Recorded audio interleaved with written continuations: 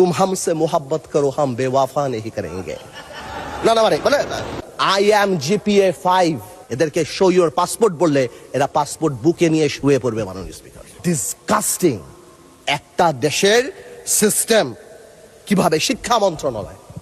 আপনি চিন্তা করেন, আপনি যদি if you go to YouTube and search I am GPA 5, আপনি লক্ষ লক্ষ ছেলেপেলেরা জিপিএ 5 পেয়েছে যারা বলতে পারে না ইংরেজিতে যে আই এম জিপিএ 5। এরা যদি বিদেশে যায় মাননীয় স্পিকার, এদেরকে শো ইওর পাসপোর্ট বললে এরা পাসপোর্ট বুকে নিয়ে শুয়ে পড়বে মাননীয় স্পিকার।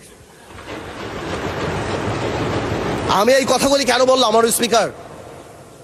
আমি এই কথাগুলি এমন এই জন্য বললাম, সিস্টেমেটিক্যালি এই দেশকে এমন ভাবে নষ্ট করা হয়েছে। এক, the young generation must realize যেটা আমাদের দোষ।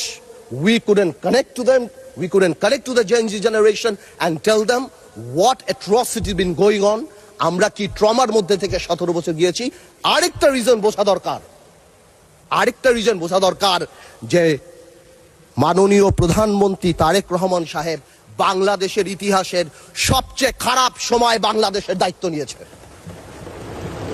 বাংলাদেশের প্রধানমন্ত্রী তারেক রহমান সাহেব যখন গণতন্ত্র ক্ষতবিক্ষত, তখন বাংলাদেশের দায়িত্ব নিয়েছে যখন the whole country system is completely corrupted. এখন প্রশ্ন হলো, আমরা চাই যাতে আমরা এটা ঠিক করি, বাট এই ঠিক করার জন্য সবচেয়ে বড় ভূমিকা আমাদের। আর when I say আমাদের, উই ইনক্লুড বিরোধী দল।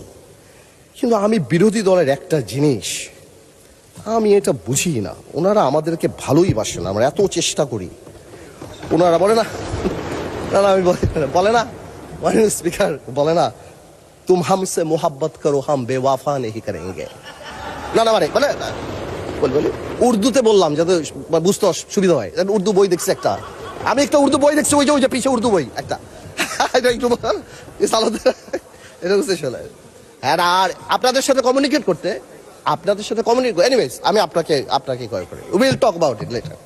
আচ্ছা, এখানে বসে স্পেশালি আমাদের বিরোধী নেতা শফিকুর রহমান সাহেব এত সুন্দর কথা বলে, অর্ধেক তো একদিকে ফ্যানই হয়ে গেছে ওনার কথার। উনি এত সুন্দর করে বলেন, আসুন না, কেন না আমরা এটা